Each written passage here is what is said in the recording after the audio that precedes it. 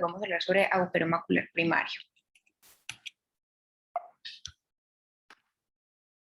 Bueno, entonces básicamente vamos a comenzar por la definición de agujero macular. Tenemos que este va a ser una discontinuidad que va a ser anatómica y al ser una discontinuidad anatómica vamos a hablar que es especialmente de la retina neurosensorial y esta se va a desarrollar justamente en el centro de la mácula o de la fovea, como podemos ver en la imagen.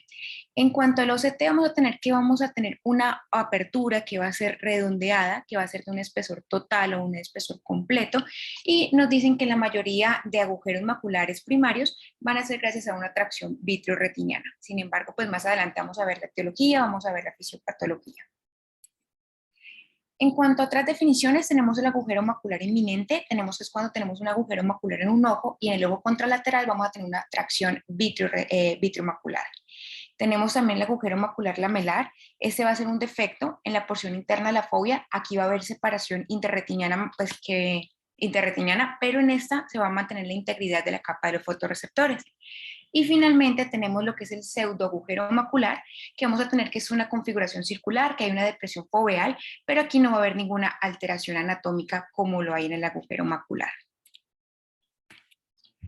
Bueno, entonces en cuanto a la epidemiología, básicamente tenemos que la prevalencia del agujero macular es de 0.4 a 3.5 por cada 1000 habitantes. Tenemos que es mucho más frecuente en las mujeres, se habla aproximadamente que por cada 3 mujeres hay un hombre, y esta la vamos a encontrar de forma bilateral del 10 al 15%. Sin embargo, ese 10 al 15% de bilateralidad se puede extender hasta un 36% cuando el paciente tiene en el ojo contralateral quistes foveales.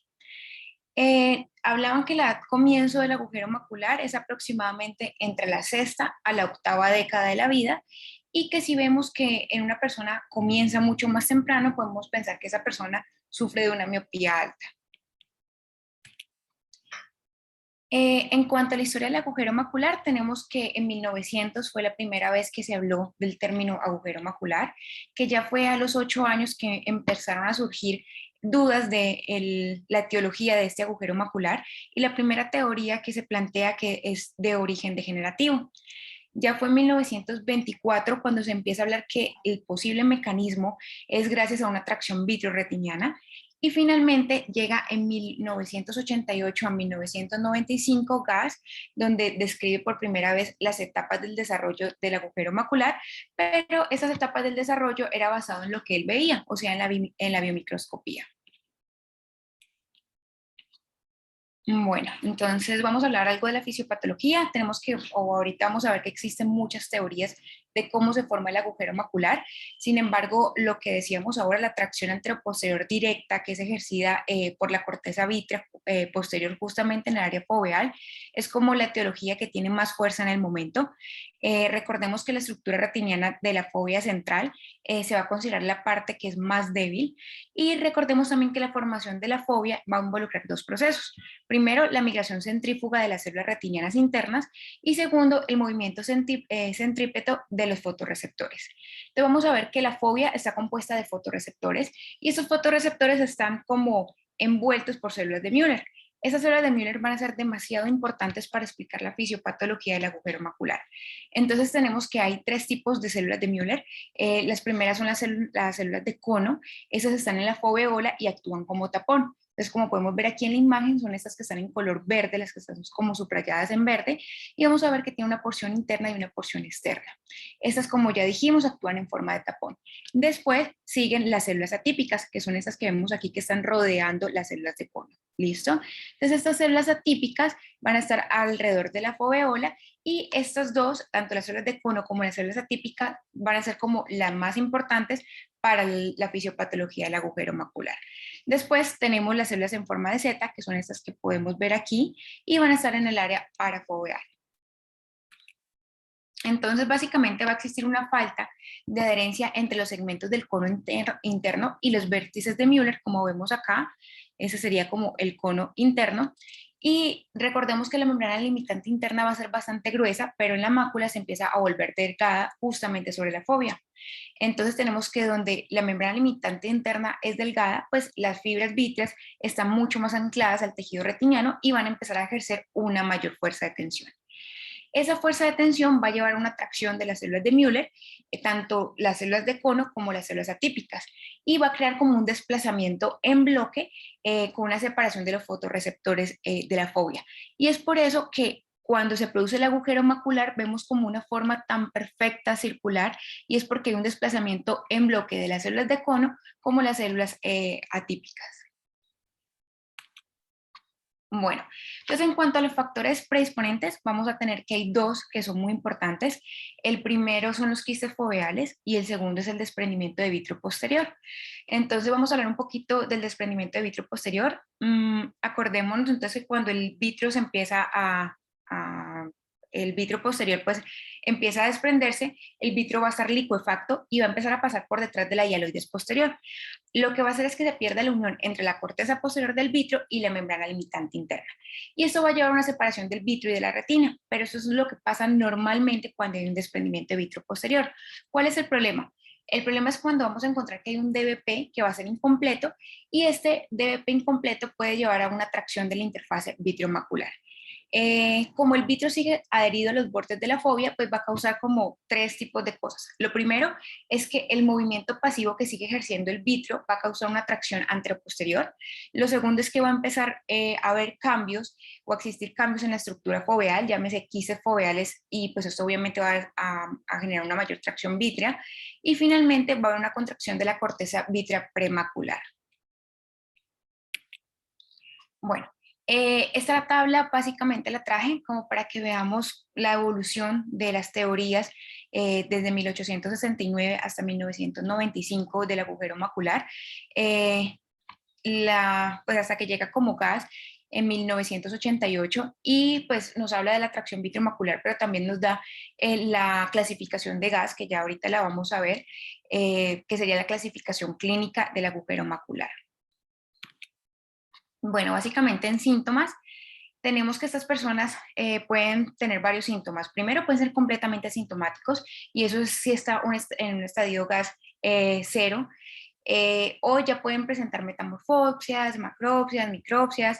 Incluso las personas pueden encontrar algún tipo de deterioro de la agudeza visual, y esto va a depender del estadio en el que esté la persona o el tipo de agujero macular que tenga. Esta va a tender a empeorar con el tiempo, y las personas también se pueden pues, quejar de un escotoma central. Vamos a tener también signos en el agujero macular. El primero va a ser una mancha de color amarilla subfoveal. Esto es gracias a la lipofusina, y básicamente esta mancha de color amarilla lo que nos va a decir es que hay un desprendimiento foveal. Si hacemos el fondo de ojo, la biometroscopía con el lente también de 90, vamos a encontrar un anillo de color amarillo también a nivel subfoveal, y básicamente aquí lo que nos dice es que hay una dehiscencia o una ruptura foveal. Entonces la primera sería una mancha de color amarilla, y ya cuando hay una dehiscencia o una ruptura foveal vamos a encontrar algo mucho más contundente como un anillo de color amarillo. También tenemos el signo de Wasken-Allen. Este signo básicamente es que vamos a colocar el haz de la luz un poco estrecho, y vamos a ir a hacernos justamente hacia la zona macular. Entonces vamos a incidir sobre esta región y vamos a encontrar que si la mácula está bien, vamos a encontrar una línea que va a ser totalmente continua. Pero si ya hay una ruptura macular, vamos a encontrar una línea que está discontinua, como podemos ver, justamente pasando por el área foveal. Entonces, esto nos va a indicar que hay una ruptura macular, ya sea de espesor parcial o de espesor ya completo.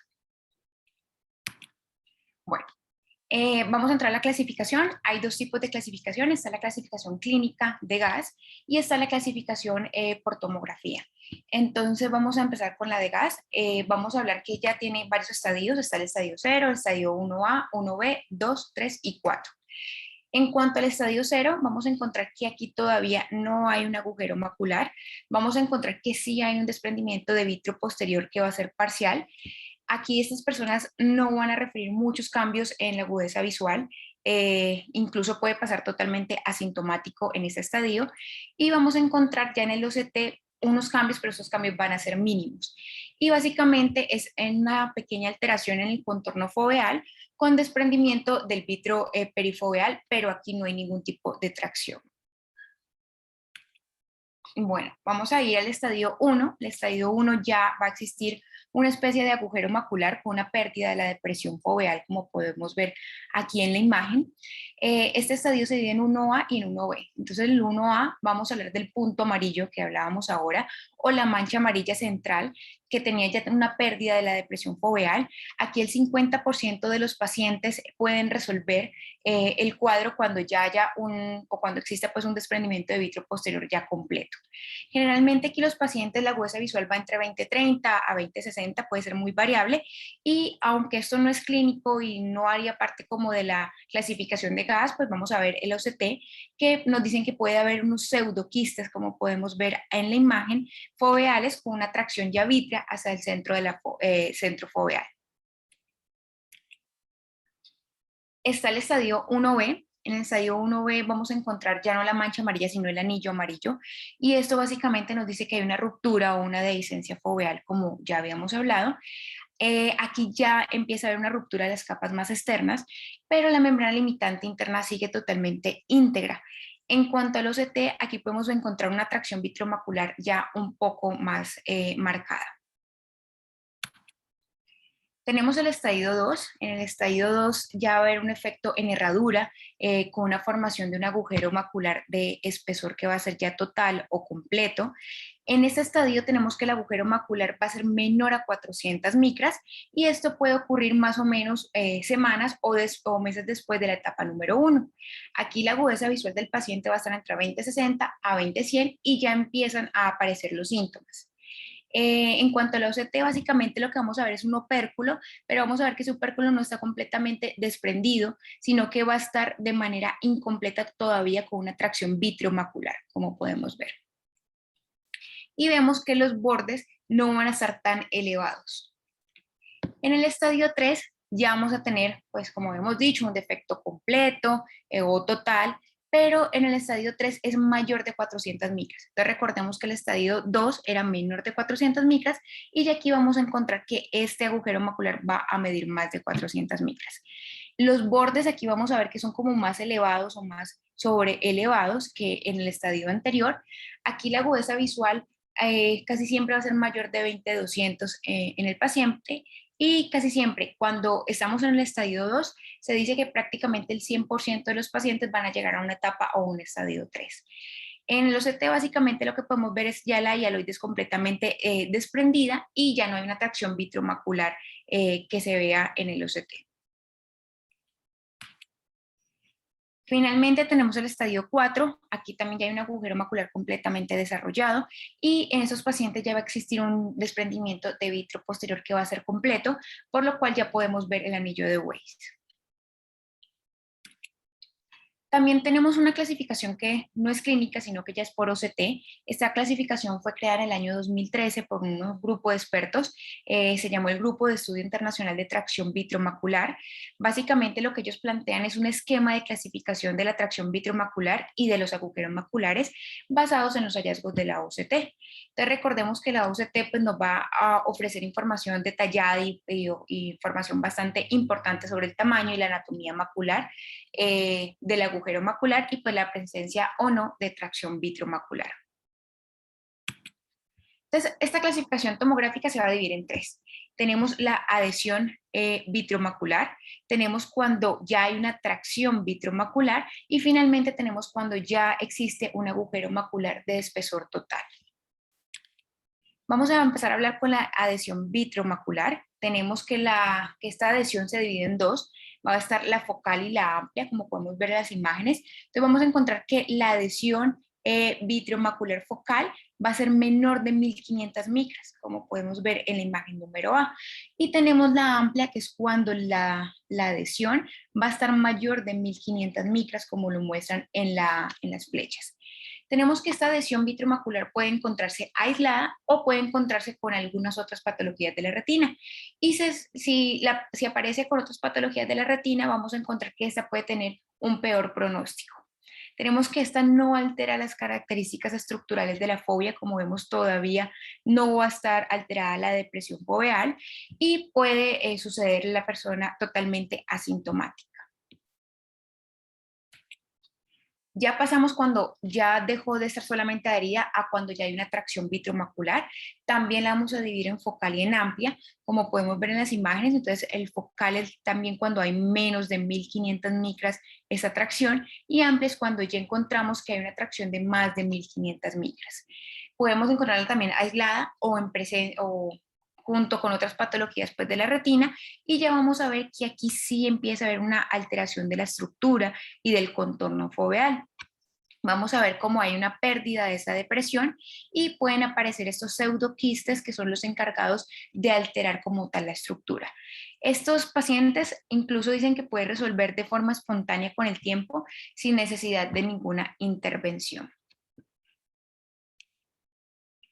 Y tenemos finalmente el último estadio o la última forma de clasificarlos en cuanto a la clasificación por OCT, y tenemos que es el agujero macular de espesor completo. Esta básicamente ya es una interrupción de todas las fibras o de todas las capas de la retina. Tenemos que se divide en pequeño, en mediano y en grande. Entonces, el pequeño va a ser menor de 250 micras, el mediano es de 250 a 400 micras, y finalmente el agujero macular grande es cuando es mayor de 400 micras. Que puede estar asociado o no a una tracción vitromacular en esta clasificación, y pues etiología puede ser primaria o puede ser secundaria ya a otras patologías. Entonces, básicamente, cuando hablamos que es secundaria a otras patologías, hablamos de los agujeros maculares secundarios, y aquí podemos decir que puede ser gracias a una miopía alta, puede ser gracias a una degeneración macular relacionada a la edad, puede ser gracias a un edema macular o algún trauma que nos genere algún agujero macular. Bueno, entonces esa diapositiva básicamente es para recordar los tamaños. Recordemos que el pequeño nos va a medir menos de 250 micras, como podemos ver acá, que el mediano nos va a medir más o menos de 250 a 400 micras, y finalmente un agujero macular que sea grande va a medir más de 400 micras. Entonces es importante de cómo lo vamos a medir. Básicamente tiene tres partes donde se puede, o el agujero macular consta de tres partes. Primero es la base, segundo es el diámetro mínimo lineal, y tercero es como el techo del agujero macular. Entonces nos decía la literatura que la forma correcta de medir un agujero macular va a ser tomar el diámetro mínimo lineal entre la parte nasal y la parte temporal del agujero macular. Entonces, según estas mediciones, vamos a tener diferente, pues un pronóstico en el OCT. Entonces, hay tres índices para poder nosotros evaluar un pronóstico tanto de cierre como de mejoría visual. El primero es el índice factor forma. Este índice va a medir tanto la distancia que hay entre el lado temporal y el lado nasal, o sea, esta de acá, y lo vamos a dividir sobre la base del agujero macular. Nos decía que entre mayor valor tenga, se espera un mejor pronóstico visual. Entonces, básicamente, si el resultado es mayor de 0.9, vamos a esperar que el agujero macular tenga una tasa de cierre del 100%. Pero si es menor de 0.5 en la medición, vamos a encontrar que el cierre va a disminuir el porcentaje de la tasa del cierre, llegando casi a un 60%. Existen otros dos índices, está el Macular Hole Index, que básicamente nos dice que vamos a coger la altura del agujero macular y lo vamos a dividir sobre su base. Entonces tenemos que si los resultados nos dan mayores de 0.5, vamos a tener mejores resultados visuales en el posoperatorio y mayor tasa de cierre. Y tenemos el Tractional Hole Index, que nos dicen también sobre la altura, pero ya aquí no vamos a tomar la base como lo tomamos en el anterior, sino que vamos a tomar el diámetro mínimo. Y lo mismo, si nos da, entre menos resultados nos dé, nos va a indicar una mejor tasa, una mejor pronóstico visual en el posoperatorio. Bueno, vamos a hablar algo del tratamiento. Ya eso es como unos cuadros muy generales, pero pues ahorita vamos a empezar a hablar de cada una de las opciones terapéuticas. Pero básicamente el éxito del tratamiento va a ser identificar el tipo de agujero macular, y así nosotros poder enfocarlo hacia qué intervención hacer, si hacer algo quirúrgico o hacer algo expectante o la vitrolisis farmacológica. Entonces nos hablan que el agujero macular, pues recordemos, puede ser pequeño, mediano, grande. El pequeño es menor de 250 micras y aquí nos dicen que estos pequeños van a ser muy sensibles a la vitrolisis farmacológica. Nos hablan incluso que ahí puede tener una tasa alta de cierre, pero si hacemos una vitrectomía más pelamiento de la membrana limitante interna, y nos dicen que esta tasa de cierre puede ser incluso del 100%. Pero lo que nos dicen es que si lo dejamos de forma expectante, tiene una tasa baja de cierre que es casi del 2,8%. Cuando el agujero macular es mediano, o sea, de 250 micras a 400 micras, tenemos que la tasa de cierre va a ser también alta, pero eso lo llamamos a vitrectomía más pelamiento de la membrana limitante interna. Vemos como en el pequeño nos decía que la tasa de cierre era casi del 100% y ya en un agujero mediano la tasa de cierre va a ser alrededor del 90%. Nos dicen que aquí la vitrólisis farmacológica solamente va a responder en un 36%. Recordemos que el pequeño era mucho más sensible a la vitrólisis farmacológica, en cambio el mediano ya solamente es un 36%. Y finalmente tenemos el agujero macular grande, que es el mayor de 400 micras. Nos dice aquí que la vitrólisis farmacológica no nos va a ayudar, que se puede hacer una vitrectomía sola, pero esa tiene una tasa de cierre más o menos del 70%, pero si hacemos una vitrectomía más pelamiento de la membrana limitante interna, la tasa de cierre podría ir más o menos al 90%.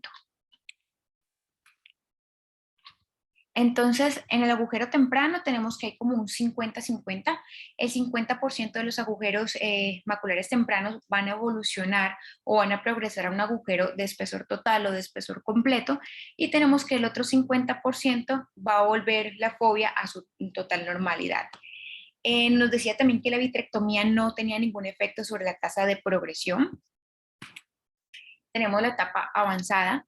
En la etapa avanzada podemos decir que puede estar o no asociado a membranas epirretinianas y que vamos a encontrar una disminución de la tasa de éxito del cierre macular, ya cuando pues, el estadio está bastante avanzado.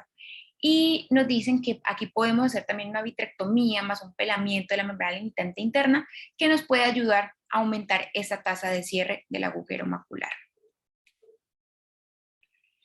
La primera opción terapéutica que se planteó ahora en el cuadro era la vitrólisis farmacológica. Entonces tenemos que se puede colocar una inyección intravítrea de ocriplasmina. Básicamente la ocriplasmina se trata de un fragmento de plasmina humana recombinante, y estos lo preparan como única inyección intravítrea. Entonces, ¿qué va a hacer la ocriplasmina? Lo que va a hacer es que va a disolver la matriz proteica, que va a ser generalmente la responsable de la tracción vitreomacular, mediante una vitrólisis. Entonces es un manejo que es alternativo, que casi siempre se puede hacer en los agujeros maculares menores de 250 micras, o sea, en los pequeños, y nos dicen que si nosotros hacemos una inyección intravítrea de ocriplasmina o una vitrólisis farmacológica en estos agujeros maculares pues pequeños, tienen una tasa de cierre del 59%. Pero recordemos que si lo hacemos en un mediano, ya pasaría de 59% a 36%.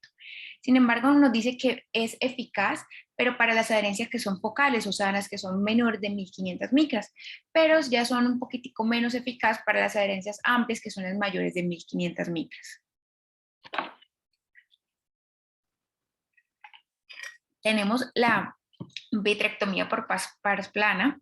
Básicamente, el objetivo de esta vitrectomía va a ser que con este procedimiento se haga una separación de la hialoides posterior de la superficie de la mácula, y pues obviamente así poder eliminar la tracción que está haciendo el agujero macular. Esta es recomendada para agujeros maculares en etapa 2 o en etapas ya avanzadas, y nos dicen que se debe hacer una vitrectomía por pars plana más un taponamiento. Si se hace estos dos, dicen que va a tener una tasa de éxito de cierre que va a ser superior al 90%. Tenemos el pelamiento de la membrana limitante interna. Aquí el objetivo va a ser eliminar cualquier tipo de componente de tracción que esté implicado en la formación del agujero macular, y va a ayudar a reducir la posibilidad de reapertura tardía de un agujero macular que ya se había intervenido y ya se había cerrado. Aquí lo que yo he escuchado que el debate es como el tamaño de la remoción de la membrana limitante interna, y básicamente lo que encontré es que eso depende de cada uno de los cirujanos. Sin embargo, lo que se recomienda es que sea amplia la remoción de esta membrana limitante interna. Generalmente se puede hacer de un diámetro de disco a 1.5 diámetros de disco. Tenemos que los agujeros maculares grandes y crónicos pueden beneficiarse de este pelamiento de membrana limitante interna, y que se ha descrito el uso de colgajos de esta membrana, pero de manera invertida, como una técnica eficaz para los agujeros maculares que son grandes. Entonces, este es un ensayo clínico aleatorizado, es de un flap invertido. Básicamente, lo que se hace es que cuando hagamos la remoción de la membrana limitante interna, cojamos los extremos, los unamos y creemos como un opérculo sobre el agujero macular.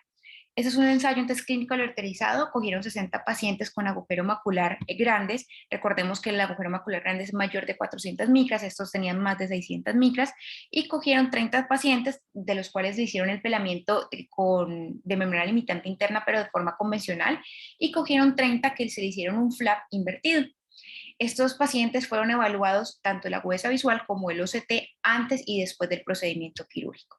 Básicamente lo que ellos encontraron es que la agudeza visual mejoró aproximadamente 1.4 líneas en los pacientes que tenían pelamiento de membrana limitante interna de forma convencional, pero que aumentó 2.1 líneas en los pacientes que tenían un pelamiento más un flap invertido.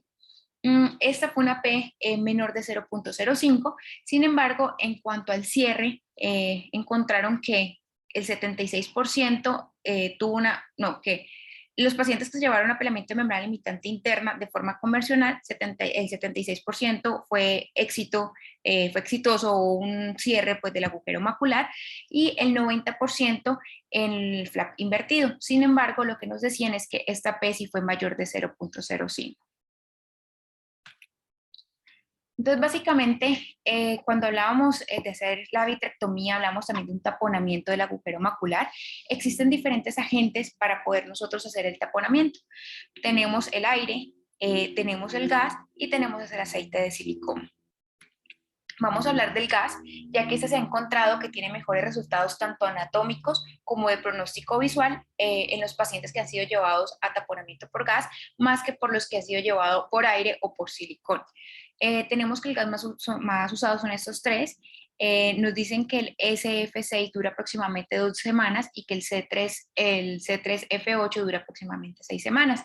Y eso es súper importante porque nosotros, entre más tiempo este gas acá, pues nos va a ayudar a que el agujero macular cierre o tenga una tasa de cierre mucho mayor.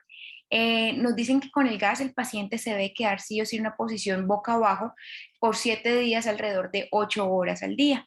En cambio, pues si el paciente definitivamente es un paciente que no lo podemos colocar boca abajo, pues se recomienda colocar entonces un aceite de silicón. Pero lo que nos dicen es que con el gas vamos a tener una tasa de cierre casi del 98%. También como opción terapéutica tenemos el trasplante autólogo de colgajo libre de la retina neurosensorial. Básicamente esto lo que se va a hacer es que vamos a recolectar un colgajo de la retina neurosensorial de cualquier parte. Esta es autóloga y se va a colocar sobre el agujero macular. Básicamente esto va a servir de tapón y aparte de todo va a ayudar a la proliferación de las células gliales y va a llevar a una mayor tasa de cierre del agujero macular. Este trasplante autólogo se utilizaba antes cuando no existía la disponibilidad de hacer una remoción de la membrana limitante interna para reparar el agujero macular, o cuando también no existía pues, el flap invertido de membrana limitante interna. Y nos decía que tenía un buen tasa de cierre, un buen éxito anatómico.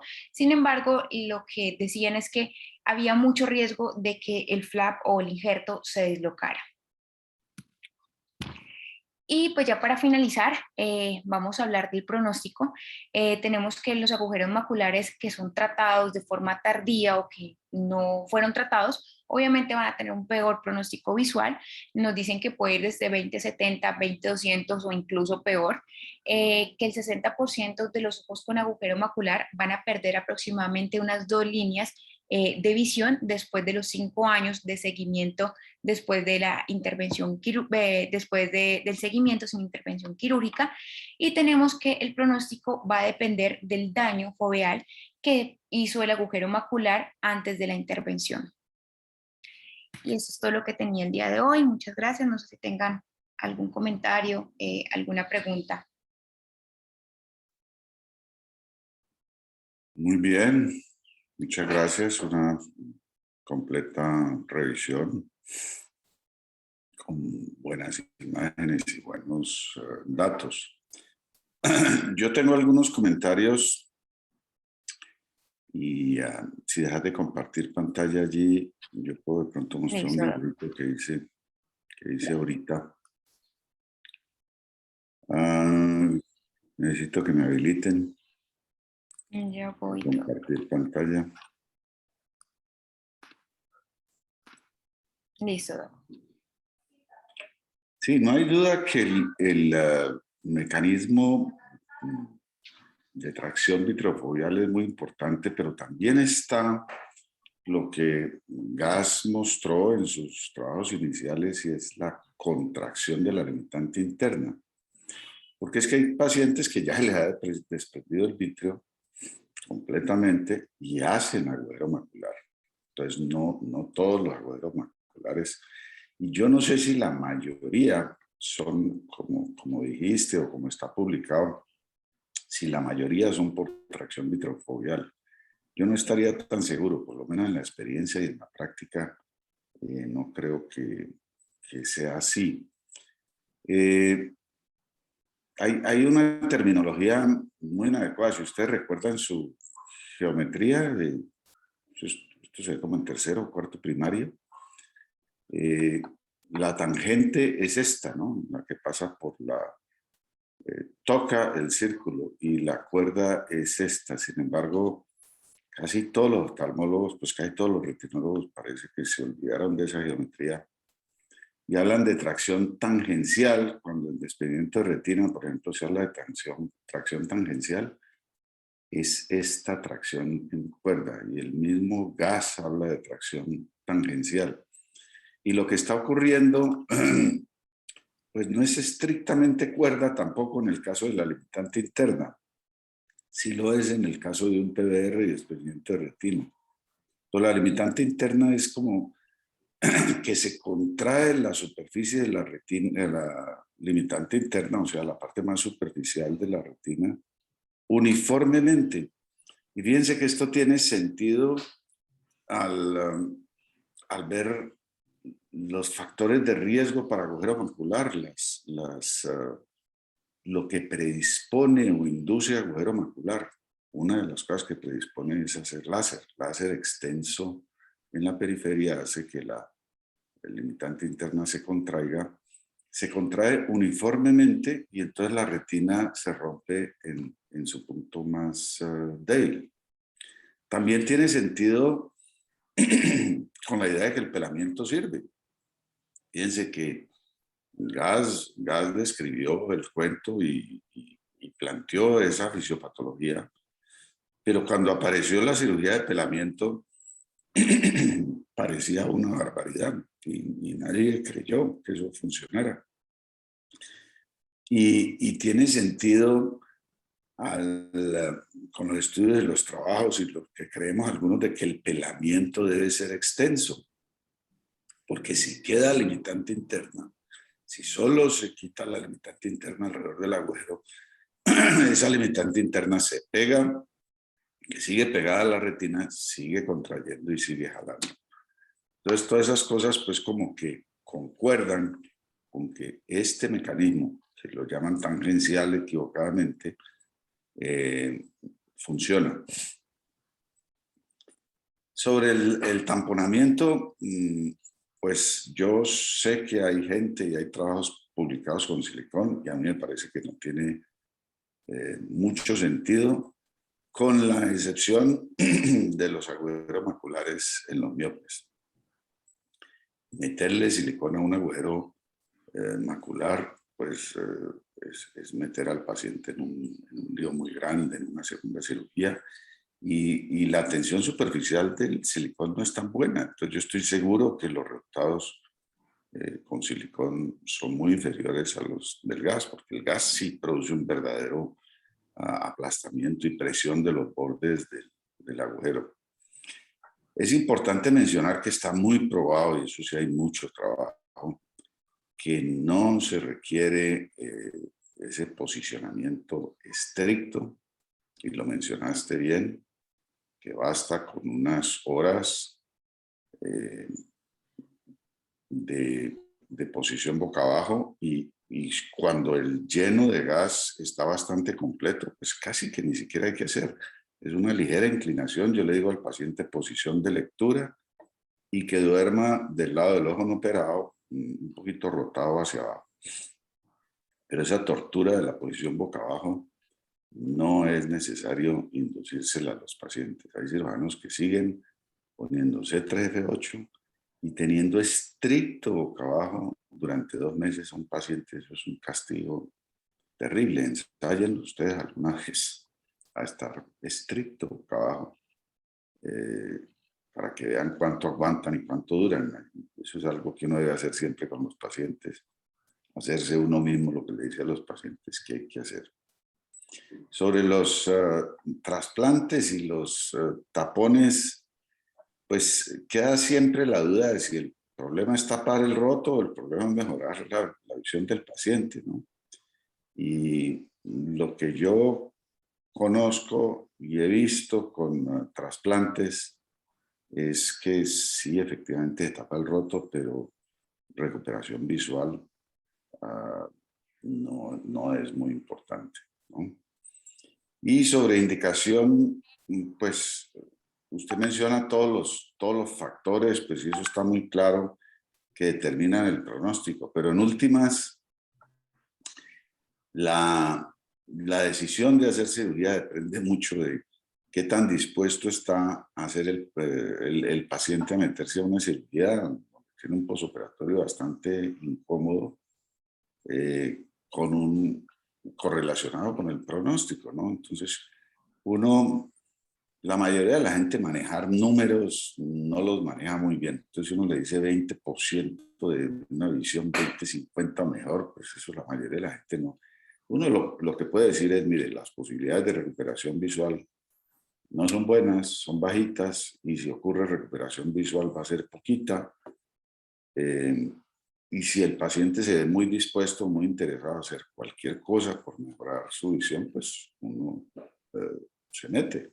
Si uno ve a un paciente pues, muy demandante, así el pronóstico sea un poquito mejor, pues de pronto no conviene meterse porque es realmente difícil, aunque los resultados son muy buenos, los resultados anatómicos son muy buenos, la gran mayoría de los pacientes, yo diría que con pelamiento, y creo que nosotros hicimos una revisión y estábamos en algo así como 90, 95, solo con pelamiento, sin flaps.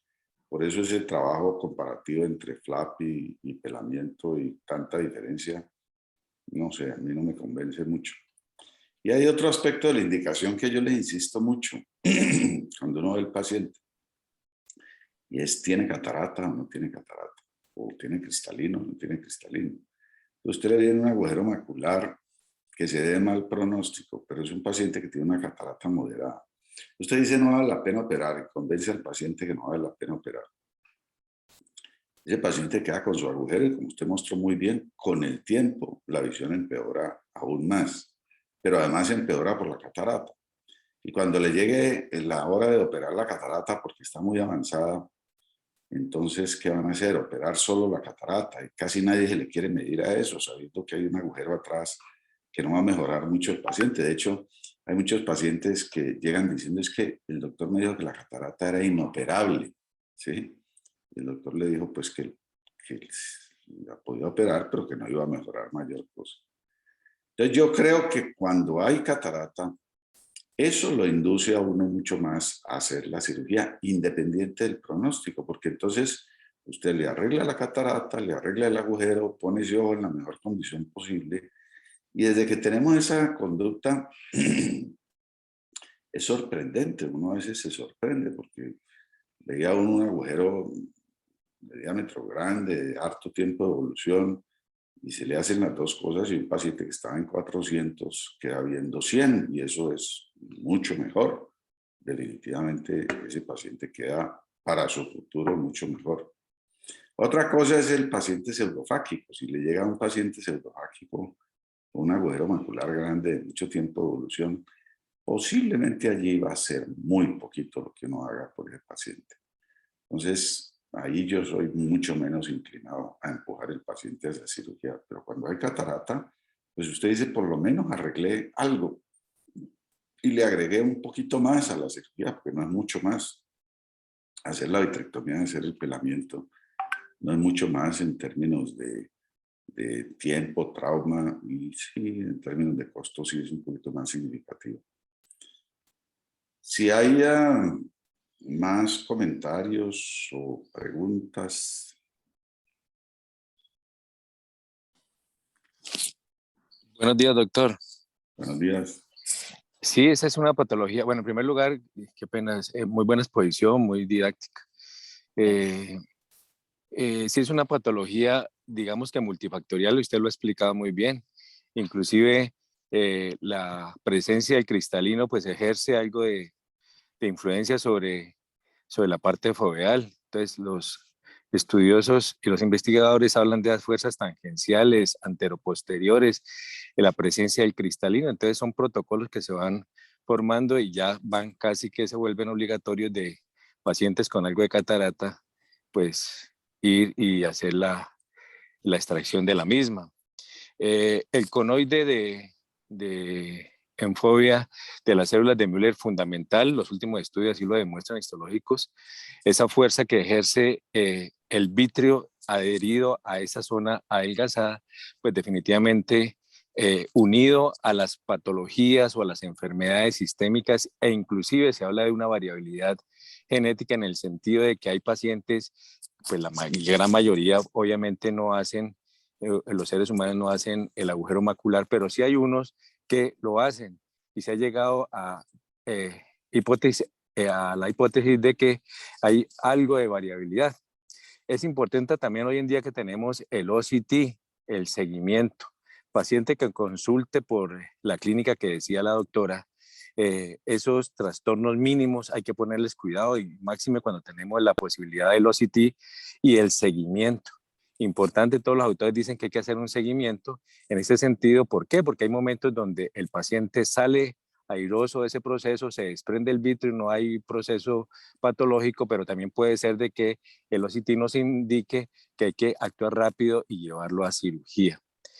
En cuanto a los tratamientos, pues en nuestra escuela usted como líder nos ha enseñado que hay que hacer una limitorexis amplia.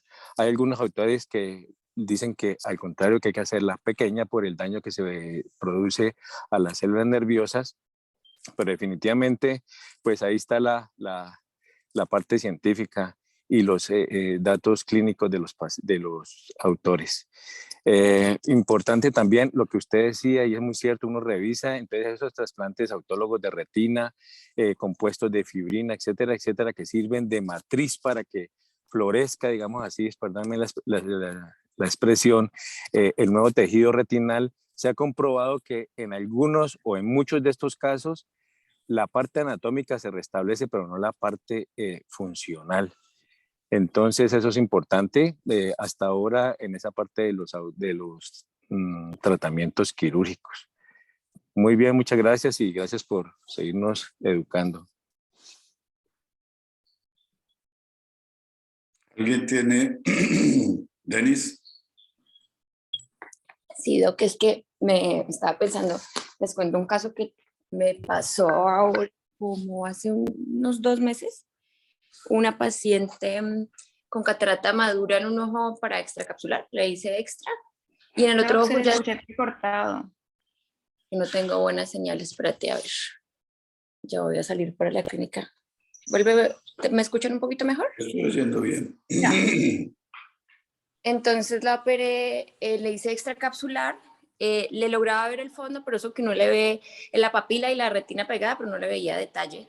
Y bueno, la operé y al otro día, pum, 20/400. Entonces ella dice, sí, veo mejor, pero me falta. Hijo de madre, tenía un agujero macular que pues yo no le vi antes con la catarata.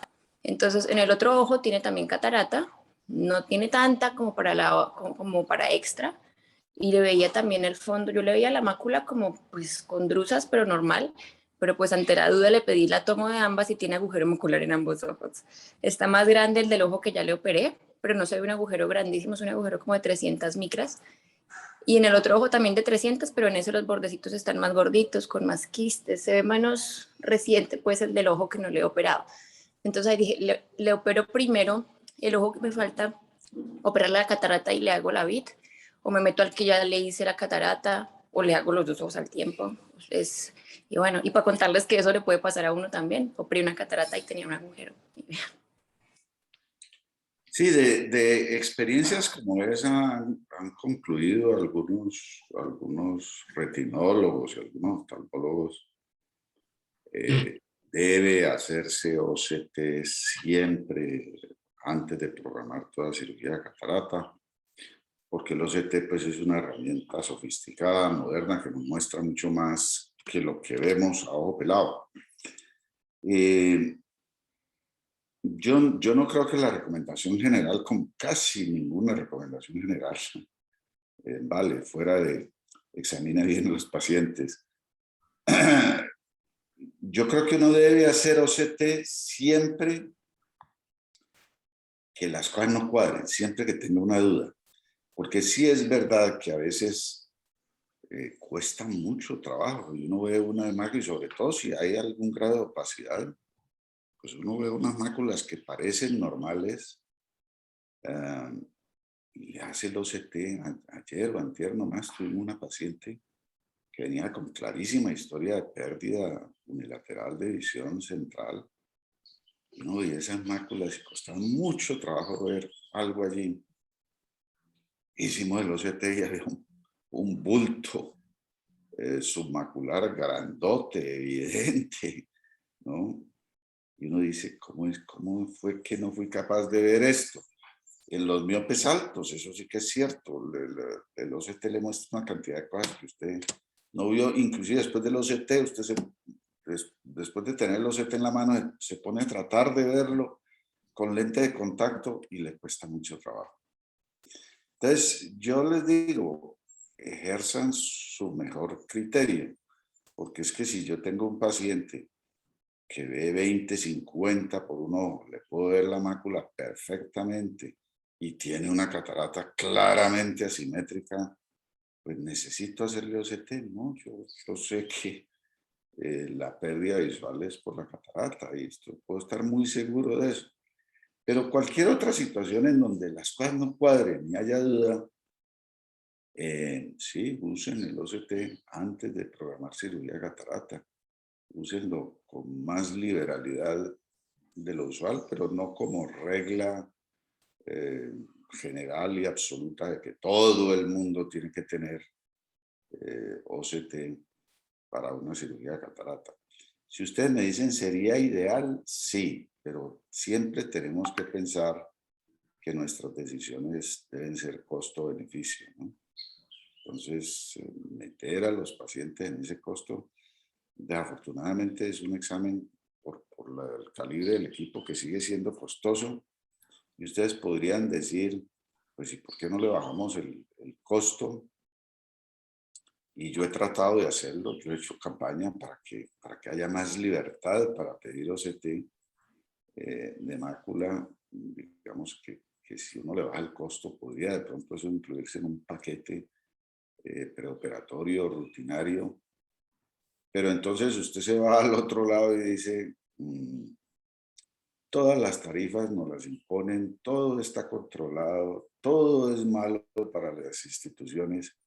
Y aparece un examencito que deja un margen más o menos razonable porque se logró meter una buena tarifa. Entonces nosotros ahora somos los que la vamos a bajar para que entonces ya no haya buen margen.